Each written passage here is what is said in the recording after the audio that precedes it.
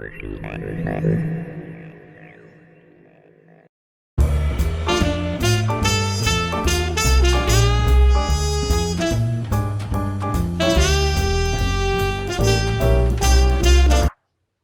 I'm here with Chris, Arnold, and Howdy, as folks. always, Steve. And I thought tonight on Yes with Baron, we would just talk about last weekend. We had Grandpa Gruesome's haunted Halloween shenanigans. Everyone brought a game that was some sort of horror, creepy, influenced game. And we had about 20. No, we'd have 20. We had 15, I think, at the height, over to Castle Von Wiley, and we played 4 games. And we each took turns hosting a different game. I started with the annual Revenant Hunt. This is a game that we run every year. That's basically just a big zombie shoot 'em up Victorian game. So score all the points. Yeah, whoever kills the most, or just the fact, sometimes we just allow the undead. So this was a table. Photos. I thought we were just going to talk. We are going to talk. How are we going to talk if we can't remember what the things were? So this was our theater of the hunt. mind. There were 6 places around the board that had zombie spawn points that each person had to collectively take out. And 6-player game. 6-player game. And then each of them had teams of 4 players from around the world that they had to come together. And you can see here in the middle, there was one of the spawn points right before, I believe this was Logan's team. Team leader got destroyed by a zombie creeping up on it. Some of the zombies were exploders, so if you shot them, they could blow up and spread zombie goo all over the place. And you never want zombie goo. You don't want zombie goo because it would infect you. And then so there were 6 spots. Anytime they shot a weapon or caused noise, we'd have a noise marker. Then at the end of each turn, we'd roll a die for each turn mark, or for each noise marker, and that would spawn new zombies. So in this picture, you can see we rolled really high, and a horde just came out. I don't think they ever destroyed this point. And if you rolled a 10, it would spawn a really nasty one, like a mummy or a lesser demon. Vampire. Yeah, you get a greater undead, like a vampire or a ghost. Chris's favorite ghost. This was right before Baron von Bumtickler went down, and at one point they spawned the spirit of Halloween itself, and it was just chucking these pumpkins that would then explode and cause damage. I think Brett made it out as winner. You see, we got a creature of Black Lagoon back there, and of course a Frankenstein's monster running around. So that was my game. Brett went home with that one, and then of course Steve had Terror Island. Another trip to Terror Island. Yeah, the previous game was Tales of Horror. This was using just the core rules or the sci-fi rules. So this was, before we had the temples and the. This still uses all of the rules, fantasy included. Yep. Because I've got guys that do magic. Yeah. So we had so you were using kind of bits of everything, sort of like we do with Masters of the Universe. Yeah. And so I had the table split between the two because it's an 8x6 table, so we were able to get 2 6x4 tables. And of course, ultimately, you had to get to Toro from Johnny Quest. Yeah, Toru had a. I'll let you explain what the scenario was. As I So collect through. basically, he had I can't remember what I'd called it, like Specimen X1 or something like that. But it was, Specimen X. yeah, Specimen X, and that's Turu's handler. But the thing is that was what the big plot point that everybody needed to get, the main objective, and There's the Baron. Oh, we lose Steve.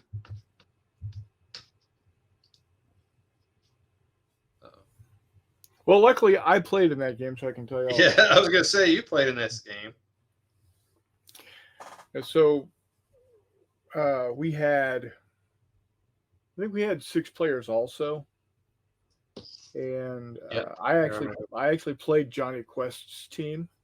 Oh yes, I heard a lot of shouting about a damn dog and it needing to die and. Oh yeah, well, there was a lot of dogs that ended up dead. Bandit was not one of them. A lot of dogs. He just wasn't on the table, or you just. No, he was on the table, but he did not get into the dog pile. There was one. There's some spot. of the dogs right there. Yeah, those 2 died horrible deaths. Did they have great names? Yeah, that's Hansel and Regrettal. I don't remember what team they were on. Steve's back. Yeah, Steve would know. Okay, sorry. Hey, the power flickered and it kicked the Wi-Fi off for a second, so I had to wait for it. I had a great shot of you frozen in the dark. I was like just talking, I'm like, oh, for crying out loud! What else can happen today, man? Jesus! All right, we were talking about all the dogs, all the dog hating with. There's a lot of dogs, and it always comes down to massive dog fights. That's the Vault of Von Zombie. So all the teams are based off of fake comic books, and the only one that is real is Johnny Quest. Yeah, real. Let my dog out. So how many people got mad because they were killed by this old lady? So that's Bedelia Blight. She's got a pair of brass knuckles. She is an old lady that is Victor Von Zombie's right-hand woman and bodyguard. But yeah, the dogs, Hansel and Regrettal. But Turu flew around. McMurray was blasted Turu out of the sky. So they had to get. There we go. Yeah, perfect. So you had to get. There was all these little spots on the table where you could collect points from, and there was a mystery. You didn't know whether it was 1 point, 2 point, 3 point. I think it was up to 6 that I have underneath there. But the main objective was Specimen X, and if you had to get that, and the character had to get off of the table from their point of origin. And McMurray, being the brilliant bastard he is, it immediately flew over him, and he shot it, and it landed. Well, he got mad because he thought he took it out of action, but it was godlike. So it didn't get put out of action. So he was mad about that. So yeah. And there was another monster of the island that had godlike. But they were quickly dispersed. The snake lady. Yeah. That's her name is Susan. Yes. Right. Yeah. And he was fighting her also in the pool of Famunda Falls. There she is. There she is. Yeah. And, Jay, that is forever known now as Famunda Falls. We dubbed it Famunda Falls while we were playing, so it will always be Famunda Falls. And that's the Mighty Mandar, isn't it? Mighty Mandar. Yeah. Yeah. That was McMurray's character, or his team. Yeah, a team of explorers found him frozen in the ice. He had been sent back in some sort of time mess up and frozen in a block of ice, but instead of waking up in his future, he woke up in his past because he's from the future. You see, he's savage hero from the future. Earth. So who ended up winning? It was a tie between McMurray and me. Yeah. So we should have had you fight it out afterwards. Yeah, should have. It ended up in points even. Yeah, he had picked up 12 points worth of tokens. I picked up a 2-point token, and I grabbed the Specimen X, and was about to. It was dash funny. out. There was quite a bit of like partnering because everybody's on their own, and if they want to partner with somebody and make a gentleman's agreement, that they can. But those agreements quickly fell apart. Yeah, they did. Quite humorous. All right. After we cleaned those up, then we had some chili, and then that was damn good chili. Yeah, it was great. Talked a little business. Had a few drinks, and then we set up for the next one, which I did not get to play in this. This was Ken's fantasy trick or treat game, and there were I wish I could have played that. 8 players, and the object was for the different teams to go around, and I believe they had to do either a trick or a treat. Of course, I think it just turned into a giant brawl, and he had tons of dollar store candy, which I don't think anybody ate, and as you could play it. So a bunch of different factions, a crap ton of like random tables to just make it even more crazy. There were lots of hoots and howls coming, so I believe everyone had fun. I didn't get a chance to get a full after action report, but they played on the full 8x6 table, and there were a crap ton of people playing. So looked great. The game that me and Chris played in. Hold on. I'm going to stop you. I'm going to stop you for a second because so far with all these games, and I wanted to mention this at the beginning because I always see this in the notes as you guys do on Facebook. People always comment, it's like, hey, I'm new to Fistful of Lead or whatever, or I'm going to run a Fistful of Lead game at a con. How many people are too many? What's too many? All of these games were played by either 6 players or 8 players. All could accommodate 8 players, and very smoothly. Yes. So I wanted to make mention. Yeah, each one of these was about a 3-hour game with at least 5 or 6 guys in a squad. So yeah, and we had a bunch of people that were new to the game too. So it was a very con like setting. And I will say, if you do run a game at a con of Fistful of Lead and you're the GM of the game, you have got to keep the cards moving. Yes. And counting out the cards. And it's almost worth having another deck personally for yourself that you can flip it over, so you don't lose track. You always know what number you're on, so it can be called out. And if somebody is jabbering or showing pictures of grandkids or something to another person, and they miss their card, they're screwed. That's on them. Then they'll pay attention next time. Sure. So it never happens though. I know. Yeah, never. Well, you'll have somebody miss it once, and then it never happens again. So McMurray ran we'll call it Rebels and Patriots Zombies. So this was, I think, one of the few non-Fistful of Lead games, which is fine with me. And it was basically the South was running out of manpower, so they grabbed themselves some voodoo from down there in Louisiana and brought up some zombies. And I got to control some bushwhackers, tying in with my own heritage. And Chris ran the Union forces. Yep. And then we had a big. I think that was supposed to be in the Mississippi running down the side there, which of course had a giant catfish in it to attack the dirty the dirty Brits that were coming in to support them. Cheaters. How many did he have playing on that game? We had 4. Yeah. That was, yeah, we were just playing, but we were each controlling a bunch of units. So, And what rule set was that? Rebels and Patriots, which is it's a Dan Mersey set of rules, one of the blue books from Osprey, they're very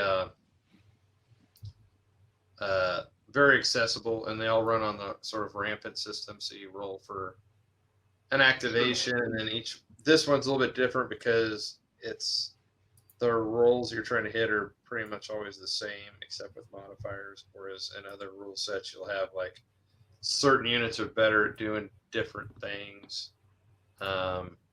So, if you're knights, you like to charge, but maybe not so good on defense, that kind of thing. But they all, and then they all just kind of play some. They play very pretty much like how they should feel. So, but yeah, so we did that, and then had some folks leave, some folks stayed. Me and Chris stayed up with Ken and my son and drank way too much, and then Copious amounts of adult beverages. yes, but a lot of fun.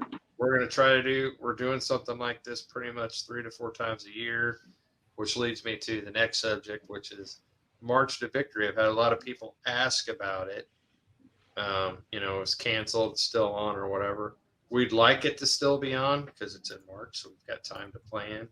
However, we lost our home, not because the facility wouldn't have us or whatever, but they doubled their price, and it wasn't actually the best place. It was just what we could afford, but they've priced themselves out of us. Financially doesn't make sense. Yeah, the first year Wiley Games fronted it. We lost some money, but not a whole lot. The next year, we were able to take that money and pay for it, but it didn't leave a whole lot extra for the next year. So we just, if you want to see March to Victory happen and you're watching this, then you could help us find us a facility, and then help with some fundraiser stuff. We're going to have this past weekend was a fundraiser for this for March to Victory. So everyone paid $15. Got 2 or 3 games out of it. Got some chili, and then all the money went to March to Victory Fund. So we have money set aside. It's not ours. And then we'll do Wiley War Games weekend, December 2nd. It'll be the same thing, but that'll kind of be it before March. So anybody that wants to help out in any way they can, whether it's financially or just tracking down a place that we can do it. Me and Robin have done it enough years, and trying to. Everyone likes to play in the conventions, but they don't necessarily want to contribute to making them happen. We found out this year that one of our big local conventions that everybody loves, Recruits, did not happen and will not probably happen next year either. So if you want gaming in Kansas City, we've got our friends over at Heart of America Historical Wargaming Society that they are running Border Wars in November. I will be there running a Fistful-led Might and Melee game. When is that? That is November 11th, the Veterans Day weekend. Gotcha. That'll be my open heart surgery anniversary too. So it'll be 1 year. Wow, that's crazy. So I'll be running a game there, and then they might talk me into run a second one if we get enough people. But they're kind of running the same thing too. I don't know where they're having it out there. Is a nice facility, but it's also really expensive, and so we'll see. I know they'll still be around, but where they have it. So we'll have Battles and Brews next year. We'll still have Wiley War Games weekend. We'll do another Halloween thing, and of course we'll do our May the 4th Star Wars themed one. So always got to have that. We'll have So- little poppers. Yep. So I've been painting terrain, and on Thursdays we've taken a break, like I said, from wargaming and done a little bit of RPG in here and there. Sounds like Steve's out this week, so. Yeah, Right. I'll be home painting stuff for the 2nd. Yes. So we'll be running at Wiley War Games weekend. We'll be running the Last Action Hero, our homage to 80s action heroes, and so the game will be It'll be the classic premiere. heroes thrown into a strange interdimensional arena where they're thrown from one set to the next, whether it be the desert or the jungle or the winter or maybe in the middle of the ocean. So, and then Chris, are you bringing something, or are you just going to be a playa? I'm going to be the weekend that you've got the Heart of America HMGS convention. I'm going to be at my brother's redo, this time without fire, over here in Illinois, and I'm going to be playtesting Cold War bigger battles. And if it goes like I hope it goes, I'll be bringing Cold War bigger battle in 6mm to Excellent. to the December game. Might make it a winter, so make it Christmassy. Throw some trees out there while they're Yeah, popping Yeah. shells in each other. about halfway through the game, we'll just stop and have a soccer match break out in no man's land. There you go. So, well, that was our recap of Weekend for Laughs. We did our horror-themed War Games event. Like I said, we're going to be doing some more as the year goes by, and we'll be back here in a little bit with another BSing with the Baron and Steve real soon. Bye.